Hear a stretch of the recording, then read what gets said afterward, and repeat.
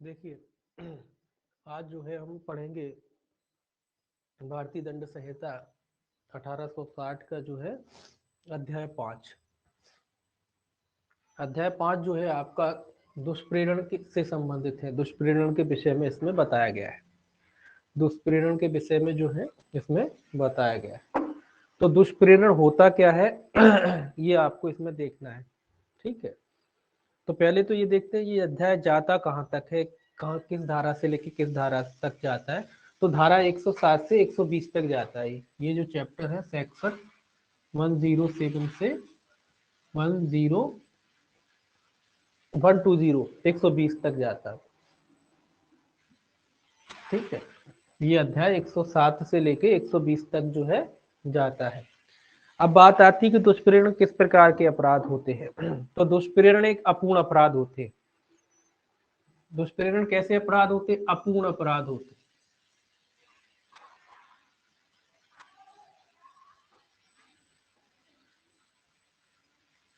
ये याद रखना है आपको। दुष्प्रेरण कैसे अपराध होते हैं? दुष्प्रेरण जो है अपूर्ण अपराध होते हैं। इसका मतलब होता है कि दुष्प्रेरित कार्य ना होने पर भी दुष्प्रेरक दायी होता है। दुष्प्रेरित कार्य ना होने पर दुष्प्रेरित प्रेरित कार्य ना होने पर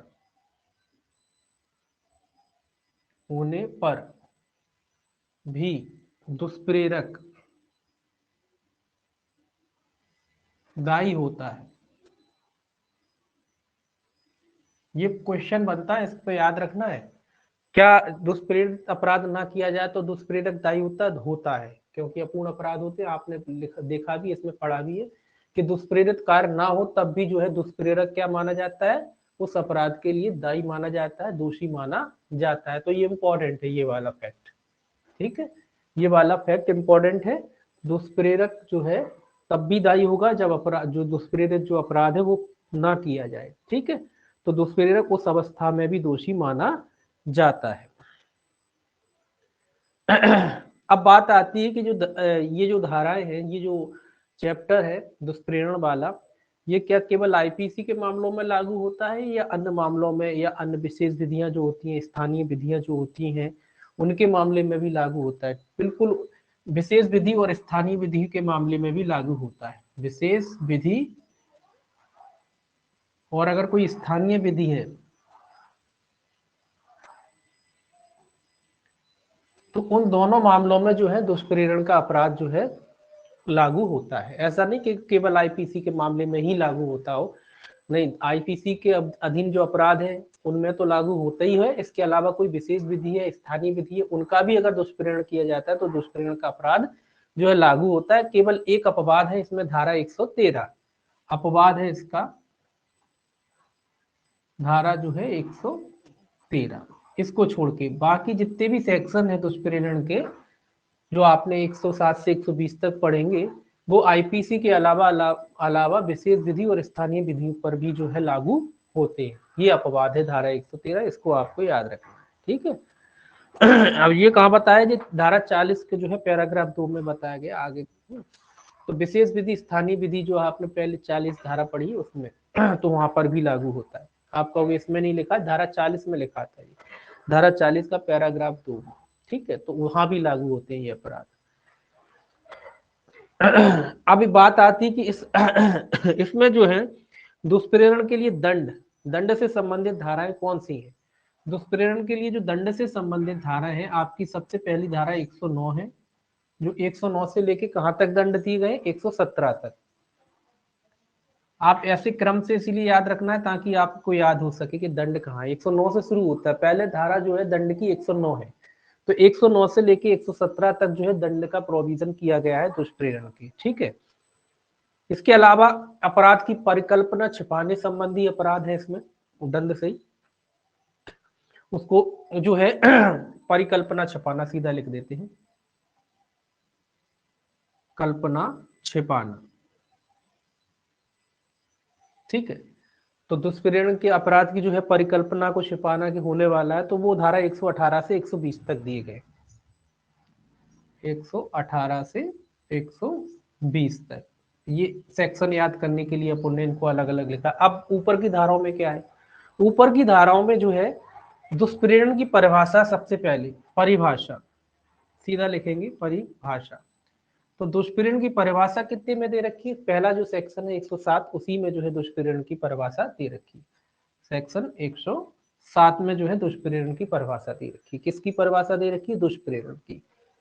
दुष्प्रेरक की परिभाषा कहां दे रखी है, दुष्प्रेरक, दुष्प्रेरक की याद करना है ये सेक्शन, इसीलिए मैं इस तरीके से आपको बता रहा हूँ। दुष्प्रेरक की परिभाषा तो 108 में दे रखी है, ये याद रखना है, पूछे जाते हैं ये सेक्शन। 108 में दुष्प्रेरक की परिभाषा रखी दे रखी है। तो 108 ए सेक्शन और है। 108 ए सेक्शन में जो है भारत से बाहर अपराध किए जाने का, भारत में दुष्प्रेरण, तो सीधा लिख लेते हैं भारत से बाहर, भारत से बाहर, बस इतना याद रखने के लिए। दुष्प्रेरण वो कितने में है, सेक्शन 108 ए, ये याद रखने ये धाराएं आपको, ठीक है। इस तरीके से आपको इनको याद रखना पहले तो धाराओं को, ठीक है। तो परिभाषा 107 में है काय की, दुष्प्रेरण की। फिर उसके बाद दुष्प्रेरक, दुष्प्रेरण कौन करता है, कोई दुष्प्रेरक होगा, तो उसकी परिभाषा 108 में बताई गई है। भारत से बाहर दुष्प्रेरण 108 ए में बताया गया है। दंड कहां से कहां तक दिया रखा है, 109 से 117 तक जो है दुष्प्रेरण का दंड है। और दुष्प्रेरण के जो है परिकल्पना को छिपाने संबंधी जो है अपराध है वो 118 से 120 तक में बताए हैं। ये आपको इस तरीके से पहले इसको याद रखना है। ये जो है दुष्प्रेरण का जो अपराध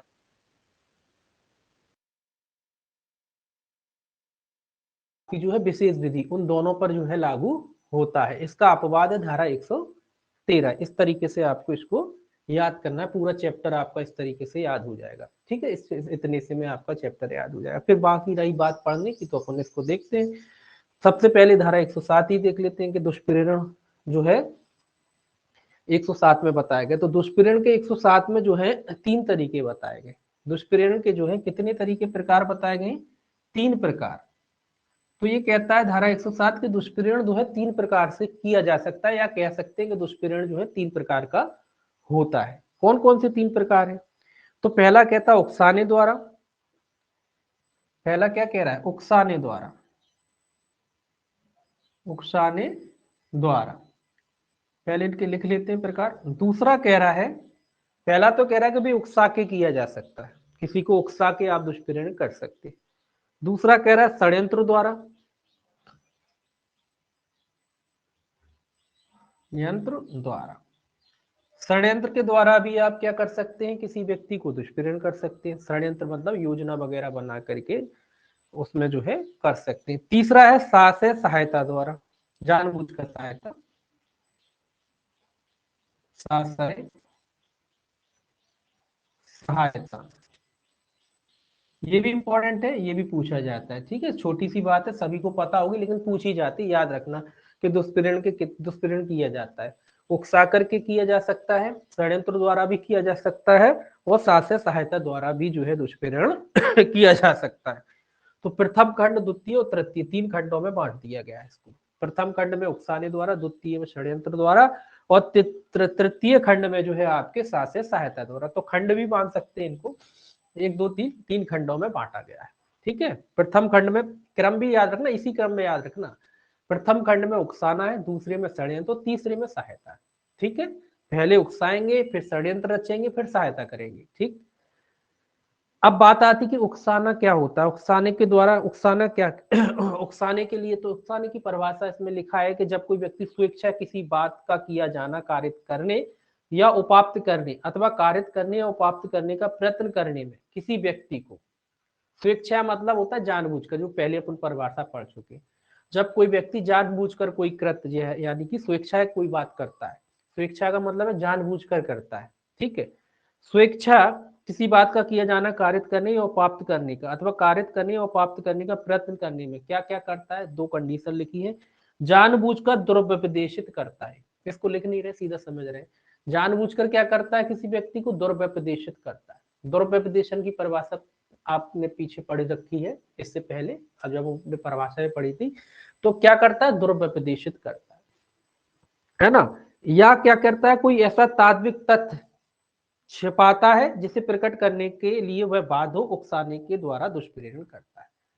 दुर्व्यपदेशन का मतलब होता है कि किसी व्यक्ति को भ्रमित कर रहे हैं आप, एक तरीके से किसी व्यक्ति को भ्रमित करते हैं आप, है, या फिर जो बात आपको बताना चाहिए थी, आपकी जिम्मेदारी थी, आपकी लायबिलिटी थी, वो बात आप उसको नहीं बताते हैं। ठीक है, तो इस प्रकार माना जाता है कि आप उस व्यक्ति को क्या करते हैं, दुष्प्रेरण करते हैं। दो बातें आई है, या तो दुर्व्यपदेशित करते, भ्रमित कर देते हैं। कई बार ऐसा होता है ना कि हम भ्रम के अधीन काम कर रहे हैं, हम सोच रहे हैं वो चीज सही है लेकिन गलत है, आपने और ऊपर से उसमें वो क्या कहते हैं, क्या कहते हैं, आग में घी डालना, वो वाली बात है। तो आग में घी डालने वाले काम कर रहे हैं आप, आपने और भ्रमित कर दिया, वो तो भ्रमित था ही और ऊपर से आपने और उसको भ्रमित कर दिया कि नहीं बोले उसी ने किया, इस तरीके से। या जो काम आपका था, लायबिलिटी थी कि भाई सच बता देते तो शायद वो ना करता, तो आपने वो तथ्य को छिपा लिया। तो इन दोनों तरीके से क्या किया जा सकता है, उकसाने के द्वारा जो है दुष्प्रेरण किया जा सकता है, दोनों तरीकों से। जो या तो किसी को भ्रमित करते हैं आप, सीधा सिंपल भाषा में याद रखिए, या तो आप किसी को भ्रमित करते हैं, या जो सच्चाई थी, आप हिंदी में याद रखें कि जो सच्चाई थी, जो सत्य बात थी, जो आपको उसको बताना थी और आपकी जिम्मेदारी भी थी, वो बात आप छुपा लेते। तो क्या करते हैं आप, उकसाने के द्वारा दुष्प्रेरण करते हैं।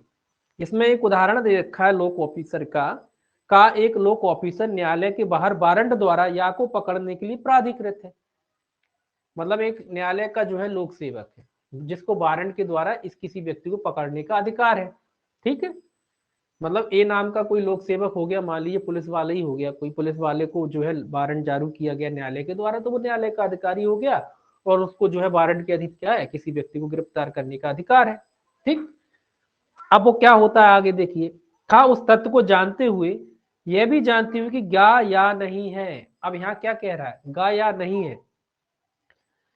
का को जानबूझकर यह व्यवदिष्ट करता है कि गा या है और तद द्वारा शासक का से गा को पकड़वाता है, या खा ने गा को पकड़ने का उकसाने द्वारा दुष्प्रेरण किया। क्या मतलब हो रहा है, मतलब ए नाम का जो है एक एक्स मान लो जी, एक्स नाम का लोक सेवक है जी, लोक सेवक,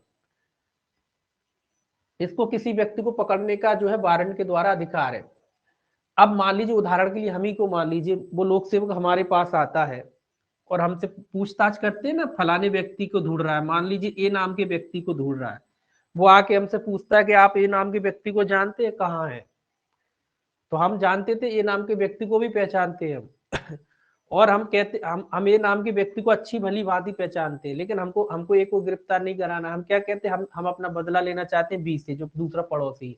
हम क्या बी को ए बताते हैं, हम उससे कहते हैं ये बी नाम का जो व्यक्ति वही ए है, जबकि हम जानते हैं ए नाम का व्यक्ति बी नहीं है। फिर भी हम उस लोक सेवक से कहते हैं कि बी नाम का ही व्यक्ति जो है ए है ना। कुल मिला के जो है राम को पकड़ना था, श्याम का नाम बता दे कि तेरे श्याम जो है वही राम है। ठीक है, इस तरीके से दुष्प्रेरण करते हैं। तो इसको क्या हमने क्या किया, यहाँ जानबूझकर व्यपदिष्ट किया, उसे भ्रमित किया ना, हमने उसको जानबूझकर व्यपदिष्ट किया, भ्रमित किया है। इसलिए इसमें लिखा है कि यहाँ खाने का को पकड़ाने का उकसाने द्वारा जो है क्या किया, दुष्प्रेरण किया। तो ये उदाहरण इसलिए दिया गया ताकि आप और भी बेहतर तरीके से समझ सको कि उकसाने के द्वारा कैसे होता है। कुल मिला के भ्रमित कर दिया, हमने उसको भ्रमित करके दूसरे व्यक्ति को गिरफ्तार करा दिया। ठीक है, तो यहाँ किस प्रकार से दुष्प्रेरण हुआ, या उकसाने के द्वारा दुष्प्रेरण हुआ। अब दुष्प्रेरण भी कई प्रकार से हो सकता है, ये तो उकसाने के द्वारा एक दुष्प्रेरण था, उसका एक तरीका था। अब कई बार ऐसा होता है कि पत्र द्वारा भी दुष्प्रेरण हो सकता है। क्या पत्र द्वारा दुष्प्रेरण हो सकता है, कोई पूछे आपसे, क्या कोई लेटर लिख के किसी व्यक्ति को दुष्प्रेरित कर सकता है, बिल्कुल कर सकता है, पत्र द्वारा भी दुष्प्रेरण हो सकता है। लेटर लिख के, पत्र द्वारा भी, तो पत्र द्वारा भी दुष्प्रेरण हो सकता है, लेकिन पत्र द्वारा दुष्प्रेरण कब माना जाएगा, हमने लेटर लिखा किसी को उकसाने भरा, उसकी भावनाओं को उकसा रहे हैं हम, हमने उसको लेटर लिखा, और तो लेटर के द्वारा भी दुष्प्रेरण हो सकता है, लेकिन कब होगा ये, पत्र द्वारा, सीधा लिखते हैं पत्र द्वारा दुष्प्रेरण कब पूरा होता है, सीधा लिखते हैं पत्र द्वारा दुष्प्रेरण कब पूरा हो, कब पूरा माना जाएगा। तो पत्र द्वारा जो है उकसाना, पत्र द्वारा उकसाना, पत्र द्वारा हम किसी व्यक्ति की भावनाएं भड़का रहे हैं, उकसा रहे हैं उसको, तो कब पूरा माना जाएगा, जबकि पत्र को प्रेषित द्वारा पढ़ लिया जाए, जबकि पत्र को प्रेषित द्वारा प्रेषिती मतलब जिसको भेजा था, प्रेषिती द्वारा पढ़ लिया जाए। ये याद रखना जी, इन फैक्टों में क्वेश्चन बन जाते हैं कभी कभी। ठीक है, तो इंपॉर्टेंट फैक्ट है ये भी, इन पे पूछ लिया जाता है कि एक व्यक्ति पत्र द्वारा उकसाने के द्वारा दुष्प्रेरण करता है, तो दुष्प्रेरण का अपराध कब पूरा हो जाएगा? उसी समय पूरा हो जाएगा जब जिसको पत्र भेजा है, प्रेषिती अपन लिखते हैं प्रेषक और प्रेषिती। ठीक है, प्रेषक हम हो जाते, प्रेषिती जिसको भेजा जाता है ना। तो प्रेषिती जिसको भेजा गया वो पढ़ ले तभी तो होगा पूरा।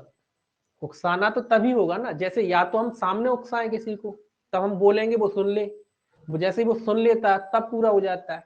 ऐसी पढ़ने वाली बात में जब वो पढ़ लेगा तभी तो होगा पूरा। तो जैसे ही वो पढ़ लेता है, भले ही वो अपराध करे ना करे, दुष्प्रेरण पूरा हो गया। याद रखना, उस जरूरी नहीं कि पढ़ के वो उस अनुसरण में काम करे तभी। आप दुष्प्रेरण का अपराध तो उसी समय पूरा हो जाता है जब वो पढ़ ले। वो करे अपराध या ना करे वो एक अलग बात है। आपने दुष्प्रेरण, आपका दुष्प्रेरण का अपराध उसी समय पूरा हो जाएगा जैसे ही उसने जो है उस पत्र को पढ़ा। ऐसे ही आपने किसी से कहा दुष्प्रेरण के लिए, उकसाया किसी व्यक्ति को, तो जरूरी नहीं कि वो उस कार्य को करे। आपने जैसे ही उससे कहा दुष्प्रेरण का अपराध पूरा हो जाएगा, भले ही वो करे या ना करे वो एक अलग बात है। ठीक है। तो पत्र द्वारा दुष्प्रेरण कब पूरा हो जाता है? जैसे ही वो पढ़ लेता है। अब इसके लिए भी केस था, कौन सा, शिवदयाल मल का कोई केस है 1894 का, पुराना केस नहीं पूछेंगे आपसे, केवल इतना पूछेंगे कि पत्र द्वारा कब होता है? जैसे ही वो पढ़ लेता है। ठीक है। अब बात आती है कि मान लीजिए हमने तो पत्र डाल दिया किसी को उकसाने के लिए, वो पत्र उसको मिला ही नहीं।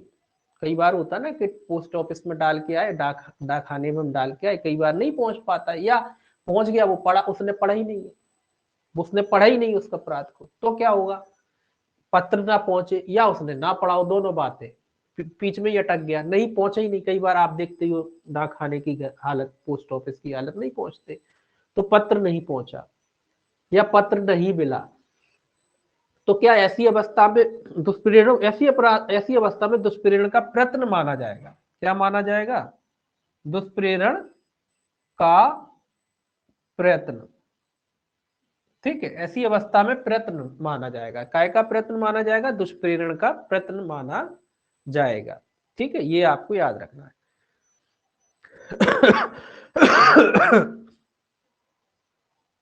एक केस है इंपॉर्टेंट कि एक महिला थी, एक फैक्ट है ये, एक महिला थी, उसकी पति की मृत्यु हो गई थी। पुराने जमाने का केस है, 1871 की बात है, उस समय सती प्रथा भी हुआ करती थी। तो एक महिला थी, उसका पति जो है मर जाता है। जब पति मर जाता है तो वो निर्णय लेती है स्वयं सती होने का, कि भाई मैं सती, सती मतलब वो चिता पर जल के मर जाऊंगी, एक तरीके से आत्महत्या। तो वो सती होने का क्या करती है? प्रण ले लेती है। अब सती होने का प्रण लेती है तो गांव के जो लोग थे वो ढोल नगाड़े बजा के उसके पीछे पीछे जो है उसके साथ चलते जाते थे। पहले एक त्योहार उस सब जैसे मनाने के, बोले सती होने जा रही है, पीछे पीछे गांव वाले गाने गाते हुए, ढोल नगाड़े बजाते हुए चले जा रहे हैं। ऐसे में क्या होता है, और ढोल नगाड़े बजाते चलते, जब वे आग में कूदने से डरती है, मतलब स्वाभाविक सी बात है, पहले तो बना लिया मन के भाई जो है आग में जाके कूद जाएंगे, चिता में कूद जाएंगे, उसके बाद वो डरती है, तो लोग राम राम कहते हुए उसे आग में कूदने हेतु ललकारते हैं कि भाई राम राम। मतलब एक होता है ना कि लोग बाग चारों तरफ से चिल्ला रहे हैं, हम लोग, हम कोई काम करने चाहते, पहले तो हमने प्रण ले लिया कि ये काम करेंगे, उसके बाद जब हमने उसकी स्थिति देखी, उस कार्य की भयानकता देखी, तो हम पीछे हटने लगे। अब पीछे से लोग बाग वही राम राम राम जोर से चिल्लाने लगे, और जय सिया राम, मतलब इस तरीके के नारे लगते थे, इस तरीके के ढोल नगाड़े बज रहे हैं। अब ढोल नगाड़े बज रहे हैं तो वो मतलब एक अंदर से भावना आती कि नहीं चलो कूंजा जो होगा देगा, तो उसी तरीके से वो लोगों ने चिल्लाया, राम राम चिल्लाने लगे। इस प्रकार महिला में साहस पैदा हो गया कि चलो हम कुछ कर, एक कहते ना कि पीछे से चार लोग चिल्लाएं, अरे तुम कर सकते हो, करो करो करो, इस तरीके से। तो इस तरीके से जब लोग करते तो भावना बढ़ जाती कि चलो करते हैं, कर सकते हैं। तो ऐसे उसका क्या हुआ, साहस बढ़ गया और उसने क्या कर लिया, आत्महत्या कर ली। आत्महत्या मतलब सती हो गई। तो जो व्यक्ति उनके पीछे चिल्ला रहे थे उनको काय का दोषी माना गया? उनको उकसाने के, दुष्प्रेरण का दोषी माना गया। ठीक है, ये फैक्ट भी याद रखना, क्योंकि वो लोगों ने क्या किया, उकसाने का ही तो काम किया। अगर वो लोग नहीं उकसाते तो उसमें इतना साहस नहीं होता कि वो जो है आत्महत्या कह लीजिए या सती कह लीजिए होती। ठीक है, अगर वो पीछे से उसकी भावनाओं को नहीं भड़काते तो वो महिला जो है उसमें नहीं कूद पाती। आप कहोगे ये केस कौन सा था, तो ये केस जो है आपसे नहीं पूछा जाए, बहुत पुराना केस है, 1800 जो है 17 के करीब का जो है केस है। 1870 क्वीन बनाम मोहित है, 1871 का केस है, 1871 का केस है, क्वीन बनाम मोहित। क्वीन बनाम मोहित लिखना चाहे तो लिख सकते हैं, क्वीन बनाम मोहित। हालांकि केस नहीं पूछा जाएगा, फैक्ट पूछा जा सकता है। कई बार कुछ ऐसे केस होते हैं जो केस नहीं पूछते, फैक्ट पूछ लेते। तो इस प्रकार से जो है उकसाने के द्वारा दुष्प्रेरण हो सकता है। अब बात कर लेते हैं षड्यंत्र की। षड्यंत्र द्वारा दुष्प्रेरण जो दूसरा था वो था षड्यंत्र। षड्यंत्र का मतलब आप सिंपल सी भाषा में समझिए, ये होती है एक तरीके से योजना, योजना बनाना। उकसाने का मतलब होता है भावनाएं भड़काना। हम कहते हैं ना भाई लोगों की, अरे भाई करो करो, लेकिन याद रखना दुष्प्रेरण तभी अपराध होता है जब वो कृत्य भी अपराध हो जिसका आप दुष्प्रेरण कर रहे हैं। समझ गए? दुष्प्रेरण के लिए ये जरूरी है कि जो जिस कार्य को आप उकसा रहे हैं या जिस कार्य का आप षड्यंत्र कर रहे हैं वो अपराध हो, अपराध का होता है। कई नॉर्मल वे में या अपन सामान्य दिनचर्या में अपने दोस्तों को उकसा रहे, अरे तुम नहीं कर सकते, वो अपन एक होता है ना कि अरे यार तुम नहीं कर सकते, तो वो नॉर्मली प्रेम पूर्वक अपन कोई काम करा रहे, अरे तुम पार्टी नहीं दे सकते, कैसे हो तुम, तुमसे अच्छा, तो वो इसका मतलब वो अपराध के लिए नहीं उकसा रहे। हालांकि वो भी उकसाना है लेकिन वो अपराध के लिए नहीं उकसा रहे, तो वो अलग चीज हो जाती है। हाँ, अगर अपन किसी अपराध को करने के लिए उकसाते हैं तभी वो दुष्प्रेरण अपराध होता है। ठीक है, तो अपराध का होना चाहिए, है ना, जिस कार्य को अपन उकसा रहे हैं वो अपराध होना चाहिए, तभी दुष्प्रेरण होता है। ऐसा है कि नहीं नॉर्मल वे में अपन कह रहे हैं अरे तुम नहीं कर सकते, तुम नहीं कर सकते, तो वो थोड़ी ना दुष्प्रेरण, क्योंकि वो अपराध नहीं है। कोई भी कारण के अपन सामान्य दिनचर्या में लोगों को या घर में ही आप आपस में एक दूसरे को कहते रहते हैं, उकसाते रहते हैं, तो वो नहीं होता दुष्प्रेरण। क्यों नहीं होता? क्योंकि वो अपराध नहीं होते। वो छोटे मोटे कामों के लिए अपन एक दूसरे को करते रहते हैं ना, तो वो दुष्प्रेरण नहीं होते क्योंकि वो अपराध नहीं होते। तो जो अपराध होते हैं उनका ही होता है दुष्प्रेरण। ठीक है, याद रखना इस बात को। अब बात आती षड्यंत्र द्वारा दुष्प्रेरण। ये सेकंड खंड में आपके जो है बताया गया है। ये कहता है कोई व्यक्ति किसी बात का षड्यंत्र द्वारा दुष्प्रेरण करता है, यह कहा जाता है। कब कहा जाता है? इसमें दो कंडीशन लिखी है। पहली कंडीशन कहती है कि वह व्यक्ति उस बात को करने के लिए किसी षड्यंत्र में अन्य व्यक्ति या व्यक्तियों के साथ सम्मिलित हुआ हो। षड्यंत्र में सीधा लिखेंगे अन्य व्यक्ति, अन्य व्यक्ति। देखिए षड्यंत्र के लिए आप जानते हो कि दो या दो से अधिक व्यक्ति होने चाहिए। अकेला व्यक्ति थोड़ी ना षड्यंत्र रख सकता, मैं अकेला थोड़ी षड्यंत्र रख लूंगा। षड्यंत्र के लिए दो चाहिए कम से कम। षड्यंत्र के लिए योजना कहते हैं इसको एक तरीके से, और योजना भी कैसी? आपराधिक योजना। तो जब कोई आपराधिक योजना कोई व्यक्ति बनाता है तो उसके लिए दो व्यक्ति तो चाहिए, कम से कम दो चाहिए, ज्यादा चाहे जितने हो, कम से कम दो तो चाहिए। तो षड्यंत्र अन्य व्यक्ति या व्यक्तियों के साथ सम्मिलित होगा, अन्य व्यक्ति या व्यक्तियों के साथ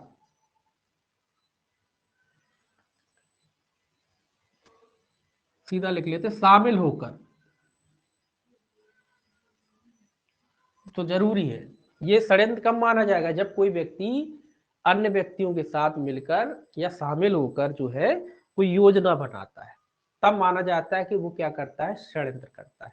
दूसरा, उस षड्यंत्र के अनुसरण में तथा उस बात को करने के उद्देश्य से कोई कार्य या अवैध लोभ कारित किया गया। और ध्यान में रखें, कोई कार्य या अवैध लोभ कारित किया गया, ये इंपॉर्टेंट है।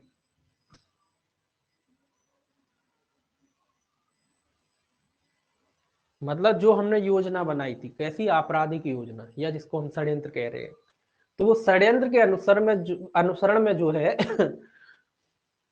उस बात को करने के उद्देश्य से कोई कार्य या अवैध लोभ, कोई कार्य या अवैध, अवैध लोभ की परिभाषा पहले पड़ी, वही बात है। अवैध लोभ का मतलब है जो काम या जो चीज अपन को प्रकट करने की जिम्मेदारी थी, लायबिलिटी थी हमारे ऊपर, उसको हमने बताया है। तो दोनों बात है, या तो करके या छुपा के, दो बातें होती, या तो आप करोगे या छुपाओगे। तो कोई कार्य करके या अवैध जो है लोभ कारित किया गया, अवैध लोभ जानबूझकर छिपाया, क्योंकि असलियत पता होती तो नहीं करता वो व्यक्ति वो काम, लेकिन वो असलियत को हमने उसको पता ही नहीं पड़ने दिया, है ना। तो वो बात हो गई, कोई कार्य करा या जो सच्चाई थी उसको जानबूझ के छिपा लिया, क्योंकि हमें पता था कि अगर इसको पता होगा कि सच्चाई क्या है तो ये वो काम नहीं करेगी। ठीक है, तो कार्य या अवैध लोभ कारित करके जो है क्या किया जा सकता है, दुष्प्रेरण जो है किया जा सकता है।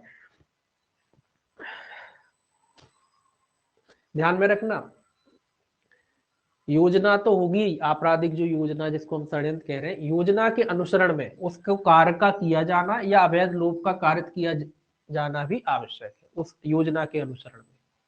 ठीक है, भले ही वो पूरा ना किया गया हो, उदाहरण भी आएगा इसमें, उदाहरण भी इसमें आएंगे, है ना। तो जरूरी नहीं कि पूरा काम किया गया हो, थोड़ा बहुत कुछ तो किया गया हो, है ना। केवल योजना से काम नहीं चलेगा, उसके अनुसार में थोड़ा बहुत काम किया गया। हमने किसी को मारने की योजना बनाई, जहर ला के खरीद के रख लिया, ये थोड़ा सा हो गया ना कार्य, भले ही हमने उसको ना दे तो हो जाएगा। ठीक है, इस तरीके से तो अवैध लोभ कारित किया गया हो, कार्य किया हो या अवैध लोभ कारित किया हो। अब इसमें स्पष्टीकरण भी दे रखिए, दो बातें इसमें लिखी है। यह आवश्यक नहीं है कि दुष्प्रेरक अपराध को कारित करने वाले व्यक्ति के साथ मिलकर उस अपराध की योजना बनाए। याद रखना, ये कह रहा है जरूरी नहीं कि मिलकर योजना बनाए, मिलकर योजना बनाए,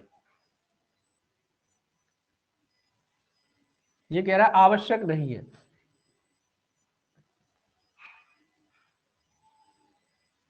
क्या मतलब, इसके भी उदाहरण दे रखे। इसका मतलब ये कह रहा है कि आप षड्यंत्र में शामिल माने जाएंगे भले ही आपने मिलकर नहीं बनाई। कई बार ऐसा होता है ना कि जिस षड्यंत्र रचा गया, हमने पहले ही पढ़ा कि दो से अधिक व्यक्ति, ए बी सी और डी, ये 4 लोग हैं मिलके, इन 4 लोगों का षड्यंत्र है।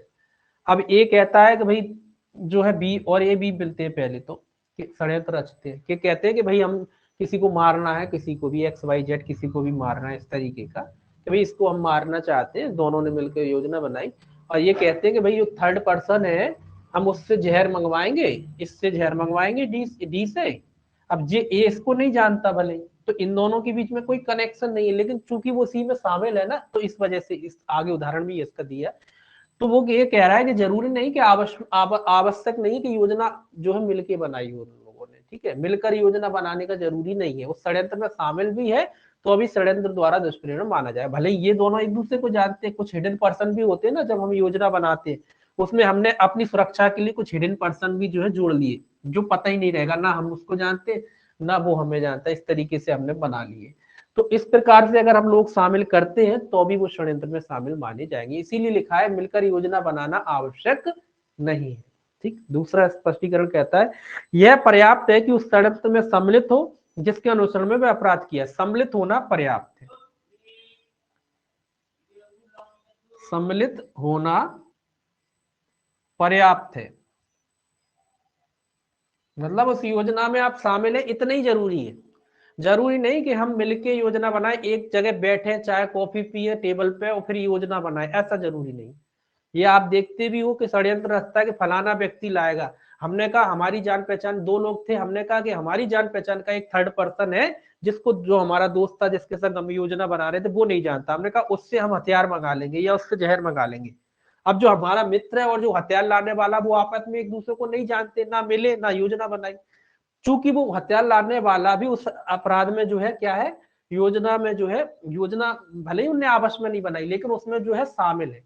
तो इस प्रकार भी जो है क्या किया जा सकता है, इस प्रकार भी जो है षड्यंत्र द्वारा दुष्प्रेरण किया जा सकता है, ये याद रखना।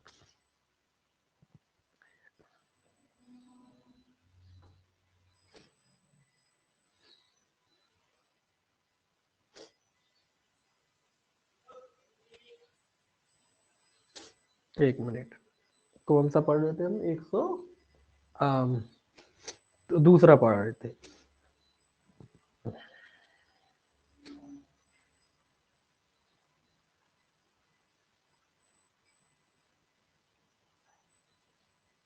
ठीक है, अब देखिए इसमें एक चीज और लिखी है, एक उदाहरण के रूप में बताया गया है कि यदि कोई व्यक्ति किसी के साथ मिलकर, कई बार होते हैं ना झूठे दस्तावेज रचे जाते हैं, तो कोई व्यक्ति अगर कोई झूठा दस्तावेज रचता है या तैयार कराता है, तैयार कराने के लिए वो क्या करता है, एक स्टाम्प पेपर खरीदता है। झूठे दस्तावेज रखते हैं तो स्टाम्प पेपर रखे जाएंगे, तो एक स्टाम्प पेपर खरीदता है तथा उस दस्तावेज में लिखे जाने हेतु मसौदे की जानकारी मांगता है कि भैया क्या मतलब उसमें जो है लिखा जाना चाहिए। वो एक मसौदा होता है ना, एक फॉर्मेट होता है जिसको हम कहते हैं, ठीक है, मसौदे की जानकारी मांगता है। तो उसे जालसाजी के दुष्प्रेरण के लिए दोषी माना जाएगा क्योंकि उसके ये कृत्य जालसाजी के अपराध को कार्यान्वित करने के प्रयोजन से किए गए थे। मतलब हम षड्यंत्र रखते हैं, झूठा दस्तावेज रख रहे हैं, वो झूठे दस्तावेज में हम किसी से सलाह ले लेते हैं। वकील साहब से सलाह ली हमने, एक वकील साहब करे, हमने कहा एक फर्जी डॉक्यूमेंट बनाएंगे। अब फर्जी डॉक्यूमेंट बनाएंगे तो हर डॉक्यूमेंट का एक फॉर्मेट होता है, एक तरीका होता है। जब हम कोई लीगल डॉक्यूमेंट बनाते हैं ना तो उसका एक तरीका होता है। तो हम वकील साहब के पास गए और वकील साहब से बोला, वकील साहब एक जाली दस्तावेज बनाना है, आप ये बताओ इसको किस तरीके से लिखा जाए। समझ रहे बात? तो वकील साहब ने कहा, अपना ज्ञान जो है वकालत का लगाया और कहा कि ऐसे ऐसे इसको तैयार करना है। एक फॉर्मेट कच्चा दे दिया कि बोले इस तरीके से इसको तैयार करा लो। तो वकील साहब भी जो है षड्यंत्र के दोषी माने जाएंगे। क्यों माने जाएंगे? क्योंकि वो अपराध के लिए बता रहे हैं फॉर्मेट। आप जानते हो वो सामने वाला अपराध कर रहा है, फर्जी दस्तावेज करना मतलब जालसाजी करने वाला है, फ्रॉड करने वाला है, और वकील साहब उसको फॉर्मेट बता देते हैं कि वो जानते हुए कि ये जालसाजी कर रहा है। तो उस वकील साहब को भी जो है जालसाजी या षड्यंत्र का दोषी माना जाएगा। ठीक है, इतनी केवल इतना काम कर दिया उन्होंने कि बता दिया कैसे करना है, ये जानते हो कि सामने वाला अपराध कर रहा है। तो ध्यान में रखना इस बात को, इस तरीके से भी दोषी माना जा सकता है। ये पंडाला बनाम वेंकट स्वामी का वाद है। पंडाला बनाम वेंकट स्वामी 1881 मद्रास का मामला है। पंडाला है, पंडाला है बनाम वेंकट स्वामी, इसको नोट कर सकते हैं। पंडाला बनाम वेंकट स्वामी 1881 मद्रास, पंडाला बनाम वेंकट स्वामी। हालांकि केस इतना इंपॉर्टेंट नहीं है, फैक्ट इंपॉर्टेंट है। ठीक है, कि केस पूछा जाए इसीलिए नहीं लिखा है, इसको ना लिखने की जरूरत है, लेकिन आप इसको फैक्ट को याद रख सकते हैं। अब एक चीज और आती है जिसपे कभी कभी ओटी बन जाती है, एक फैक्ट और है इसमें षड्यंत्र पे। एक महिला थी, स्त्री, एक महिला थी जो अपने आप को ये मानती थी कि वो प्रेग्नेंट है, गर्भवती है, समझती थी, उसको लगता था कि वो प्रेग्नेंट है। ठीक है, जबकि ये बात सत्य नहीं थी, वो प्रेग्नेंट नहीं थी। ठीक है, लेकिन उसको लगता है कि वो प्रेग्नेंट है, वास्तविकता में वो प्रेग्नेंट नहीं थी। अन्य लोगों के साथ मिलकर उसने गर्भपात कराने के आशय से स्वयं पर औषधि या औजार का प्रयोग कराया। मतलब उसको लगा कि वो गर्भवती है, प्रेग्नेंट है, और वास्तविकता में वो प्रेग्नेंट नहीं थी। उसको भ्रम था कि वो प्रेग्नेंट है, उसको लगा। कई बार ऐसा हो जाता है पेट में गैस बनी या बहुत सारी चीजें ऐसी लगी कि जो प्रेगनेंसी जैसी लगती है, वो वास्तविकता में वो प्रेग्नेंट नहीं थी। पुराना मामला, आज के जमाने में तो चेक हो जाता, उस जमाने में चेक करना बड़ा मुश्किल था, इतना सहूलियत नहीं थी, है ना। तो वो महिला अपने आप को प्रेग्नेंट समझती है, और जो वास्तविकता में वो महिला प्रेग्नेंट नहीं थी। अब जब प्रेग्नेंट नहीं थी तो कई वजह होती है कि भाई नहीं करना चाह रही होगी बच्चा, तो उसने उसको जो है वो एबॉर्शन कहते हैं, जैसे एबॉर्शन कराना चाहती थी, तो अपना गर्भपात कराने के आशय से उसने वो शल्यक्रिया कह लीजिए या औषधि कह लीजिए या दवाई कह लीजिए कुछ, या औजारों का प्रयोग कह लीजिए, प्रयोग कराती। तो ऐसे में स्त्री गर्भपात कारित करवाने के षड्यंत्र द्वारा दुष्प्रेरण की दोषी मानी जाएगी। अब आप कहोगे भले ही वो भैया वो तो थी ही नहीं, तो अभी ऐसे में जो स्त्री थी वो गर्भपात कारित कराने के दुष्प्रेरण की दोषी मानी जाएगी। अब ये उदाहरण आपको दे दिया कि एक स्त्री थी जो अपने आप को गर्भवती समझती थी, वास्तविकता में वो गर्भवती नहीं थी। ठीक है, आप जानते हो एबॉर्शन कराना जो है इलीगल है, जब तक कि महिला की जान बचाने के लिए नहीं किया जाए। अब ऐसे में एबॉर्शन कराना चाहती, तो क्या महिला जो एबॉर्शन करा रही है या कोई दवाई ले रही है, क्या वो जो है एबॉर्शन के जो है दुष्प्रेरण की दोषी मानी जाएगी? मानी जाएगी। ये षड्यंत्र जो द्वारा जो है दुष्प्रेरण की दोषी मानी जाएगी, काय के द्वारा? षड्यंत्र द्वारा दुष्प्रेरण की दोषी मानी जाएगी। व्हाइट चर्च का मामला है जी 1890 का, इसको याद रख सकते इस केस को आप ना याद रखते हो। व्हाइट चर्च का मामला, बस इतने ही नाम से आता है, व्हाइट चर्च, फादरी वगैरह था इसमें ही। तो व्हाइट चर्च के मामला है 1800 जो है 90 का, इंपॉर्टेंट है ये व्हाइट चर्च। अब ये व्हाइट चर्च इसीलिए कह रहा हूँ याद करने का, याद रखने का, कि जब आप किसी से कहोगे कि नहीं वो आपको, ये आपसे ये तर्क करके नहीं वो तो प्रेग्नेंट थी ही नहीं, फिर क्यों दुष्प्रेरण का दोषी माना जा रहा है? भले ही नहीं थी, भ्रम में थी, तो अभी इसको दुष्प्रेरण का दोषी माना जा रहा है, तब आप कह सकते हो कि व्हाइट चर्च का मामले में जो है इस तरीके का जो है डिसीजन दिया गया था 1890। व्हाइट चर्च का मामला है 1890 का, उसमें तो ये इंपॉर्टेंट है, इस पे ओटी बन जाती, बहुत कम देखा गया है लेकिन बन जाती है इस पे ओटी। जो फैक्ट अभी बताया ना, इस पर ओटी बन जाती है पेपर में, इस पर ओटी बन जाती है। ध्यान में रखना, इसमें महिला को दुष्प्रेरण का दोषी माना जाएगा। भले ही वो प्रेग्नेंट नहीं थी लेकिन वो भ्रम में थी, उसके दिमाग में तो अपराध था ना कि अपराध करना है, लेकिन अपराध मतलब वो प्रेग्नेंट अपना जो है अबॉर्शन कराना चाह रही थी, इस वजह से उसको दोषी माना गया दुष्प्रेरण का, षड्यंत्र द्वारा दुष्प्रेरण का, याद रखें। अब तीसरा फैक्ट आता है सहायता। सा से सहायता, सीधा लिख लेते हैं सहायता,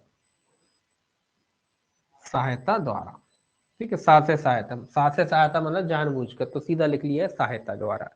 ये इसका तृतीय खंड में बताएगा, थर्ड पर जो खंड है उसमें। तो सहायता द्वारा कब होता है भाई दुष्प्रेरण?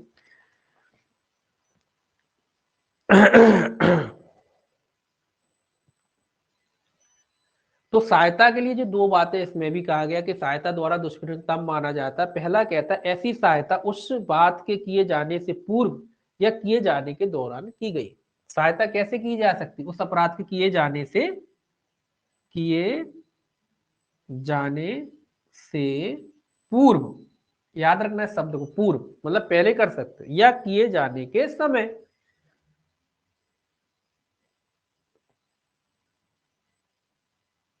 मतलब दो चीजें आ रही। अब ये बात हालांकि बहुत छोटी सी बात है, लेकिन क्या होता है दिमाग का इसको इसीलिए मैं कह रहा हूँ कि क्या होता है दिमाग अपना ध्यान नहीं रखता ना, एकदम से जब क्वेश्चन आता है हम भटाक से लगा देते हैं किए जाने से पूर्व, किए जाने के बाद। अब किए जाने के बाद थोड़ी ना होगा दुष्प्रेरण, किए जाते समय, बाद नहीं होगा। जो अपराध हो गया उसके बाद काय का दुष्प्रेरण करोगे, उसके बाद क्या सहायता करोगे? एक व्यक्ति किसी को मारना चाहता है, उन्होंने मार दिया, उसके मारने के बाद आपने उसे बंदूक दे दी, तो क्या फिर वो सहायता द्वारा दुष्प्रेरण कहलाएगा? नहीं, तो बाद नहीं आता, समय, उसी समय, या तो पूर्व में दे दी हो। किसी को मारने के लिए आपने कहा भैया हथियार हम देंगे, लो तुम ये पकड़ो, जब जाओ तुम मार देना, हथियार की चिंता क्यों करते हो, हमारे पास है, लो पकड़ो, ये पूर्व की बात होगी। अब दूसरा व्यक्ति उस समय मार रहा था, हमने कहा लो यार, आपने जब लड़ाई चल रही थी उसी समय हम जाके पकड़ा दिए, लो पकड़ो भैया, उसके हाथ में थमा दिए, तो उस समय हो गया। मतलब दो चीजें ही आती है, या तो पूर्व होगा या अपराध करते समय होगा, बाद में नहीं चलता, यहाँ बाद में नहीं होता। बाद में करके क्या करोगे, उसने व्यक्ति ने किसी वो अपराध कर ही दिया, उसके बाद फिर आप उसको हथियार भी सप्लाई कर दो, तो क्या वो सहायता कहलाएगी? नहीं कहलाएगी ना। इसीलिए इसको कह रहे हैं ध्यान, ये हिंदी की बात कह लो, ये क्या कहते हैं, बिल्कुल माइंड को एकदम से, मतलब एक जब क्वेश्चन आता है ना कि इस तरह की जो सहायता की जा सकती पूर्व पश्चात ऐसे लिख दिया, तो पश्चात बाद में नहीं की जा सकती, पश्चात नहीं होता है। अपराध करने के बाद क्या सहायता करोगे किसी की? या तो अपराध करने से पहले करोगे या अपराध करते समय करोगे, दो ही चीजें हैं। इसीलिए बार बार कह रहा हूं, क्या होता है ना एकदम से क्वेश्चन आता है ना, तो अपन अरे हमें आ गया, पटाख से जल्दी से लगा दिया, और जब घर पे आके देखा अरे गलत कर, तो ये वो वाला क्वेश्चन है। पश्चात नहीं चलेगा। पश्चात का क्या मतलब है? जब अपराध हो ही गया, कोई व्यक्ति हत्या करने जा रहा था किसी की, उसने कर दी, अब वो कर दी, करने के बाद हम गए कि लो भैया हथियार रख लो, अब तो काय का दुष्प्रेरण, काय की सहायता, फिर सहायता नहीं होगी। ठीक है, तो पूर्व या पूर्व किया जा सकता है और एट ए टाइम किया जा सकता है, दो चीजें इसमें हो सकती है। सहायता कैसे हो सकती है? अपराध करने से पूर्व या अपराध करते समय, दो बातें याद रखना है, ठीक है। अब जो आप सहायता कर रहे हो, उस सहायता से क्या होता है, जैसे जो वो अपराध कर रहा है उस अपराध को करना क्या बना देता, सरल या आसान बना देता है। आसान मतलब अपराध तो वो करता ही, जो व्यक्ति पे खून सवार है किसी बात को करने का, अपराध करने का, हत्या करने का, वो उस अपराध को तो करेगा, लेकिन आपने क्या किया, उसके कार्य को सहायता करके क्या कर दिया, आसान बना दिया। अब आपने उसको हथियार रिवॉल्वर पहले ही पकड़ा दी कि जाओ मार दो, अब उसका काम तो आसान हो गया ना। अन्यथा वो क्या करता, वो जुगाड़ करता, कहीं से कुछ ना कुछ करता, हो सकता पकड़ जाता, लेकिन आपने तो और आसान कर दिया कि लो भैया पकड़ो, तो उस सहायता से क्या हुआ, उसका कार्य क्या हो गया, आसान हो गया, सरल हो गया, अब वो आराम से कर सकता है। तो जब आप इस प्रकार से सहायता करते हो कि किसी कार्य को जो है, जो अपराध है वो आसान हो जाता है करना। तो ऐसे में कहा जाता है कि आप उस अपराध के लिए क्या करते हो, साहस सहायता द्वारा दुष्प्रेरण करते हो, और वो भी अपराध करने से पूर्व भी कर सकते हो और अपराध करते समय भी कर सकते हो। पश्चात की बात नहीं आएगी, बार बार कह रहा हूं, पश्चात की बात नहीं आएगी। ठीक है, पश्चात भी शब्द लिख देते ओटी बनाते हुए, पूर्व पश्चात, पश्चात नहीं होता इसमें, पूर्व में या एट ए टाइम जब अपराध किया जा रहा उसी समय, दो बातें हो जाती। ठीक है, एक मिनट थोड़ा सा होल्ड करेंगे।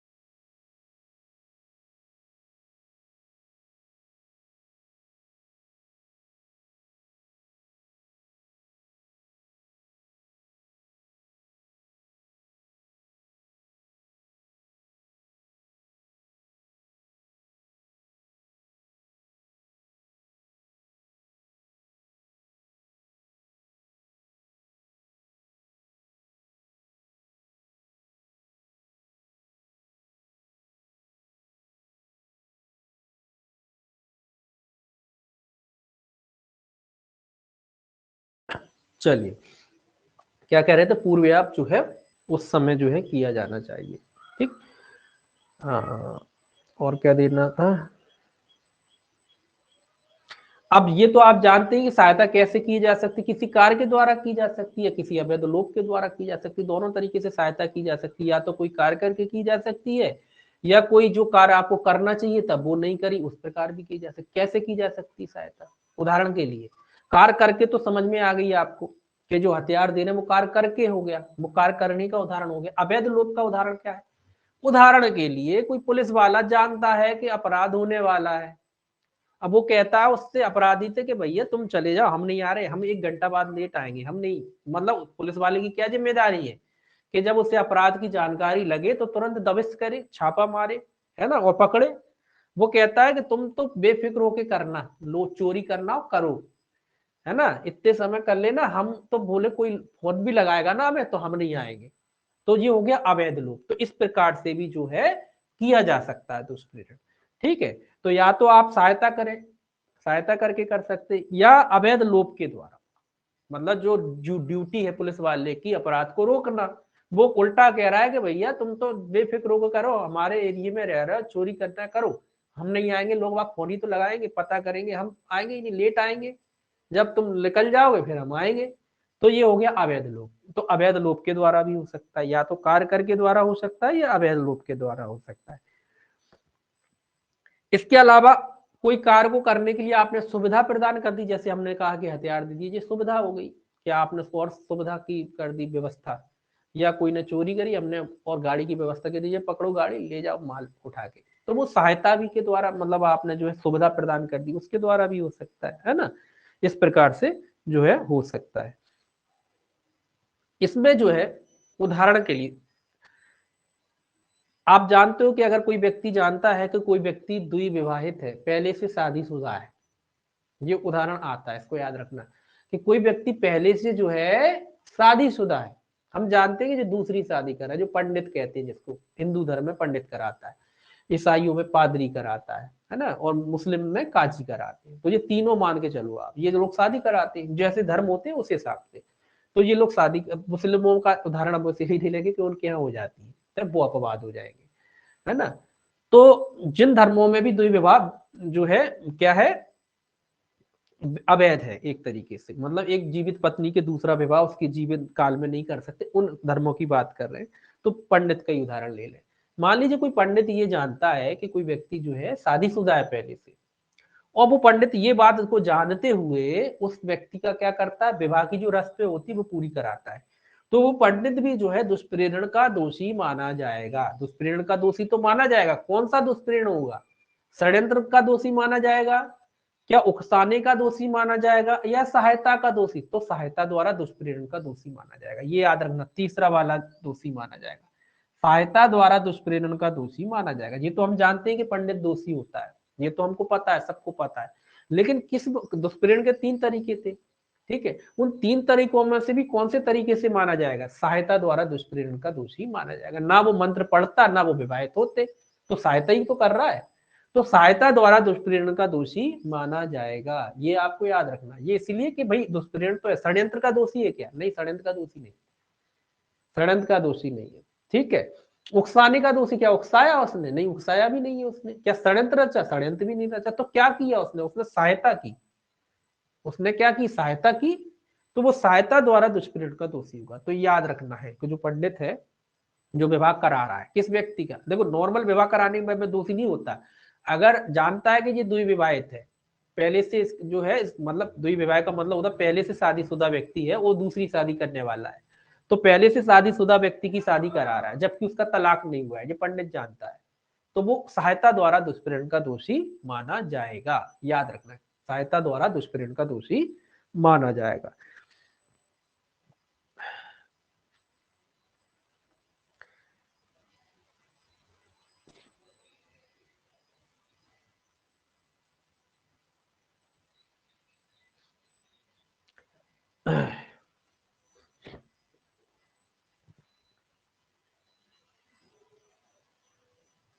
हाँ, आगे देखें अपन।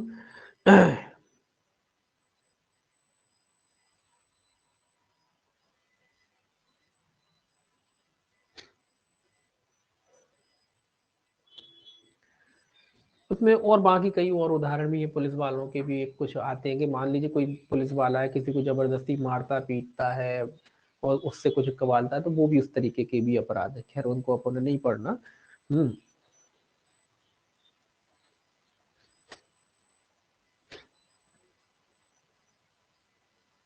हाँ, एक एक एक उदाहरण आप समझ लीजिए। एक व्यक्ति था, 3 लोग थे, मान लीजिए 3 व्यक्ति थे, ए बी सी करके 3 नाम के, तीनों मित्र, मान लीजिए ए बी सी, है ना, 3 लोग थे, ए बी सी करके 3 व्यक्ति थे। ए और सी की दुश्मनी चल रही थी। किसकी? ए और सी की जो है दुश्मनी थी, या कह लीजिए एक किसी की दुश्मनी नहीं, या बैर रखते होंगे आपसी मन में। और ए मान लीजिए सी को मारना चाहता था। ये जो है सी को क्या करता है? मारना चाहता था कि भाई इसको मार डाले। मारने का मौका नहीं मिल रहा था, स्थान नहीं मिल रहा था, कोई जगह नहीं मिल रही थी कि मारे तो कहाँ मारे।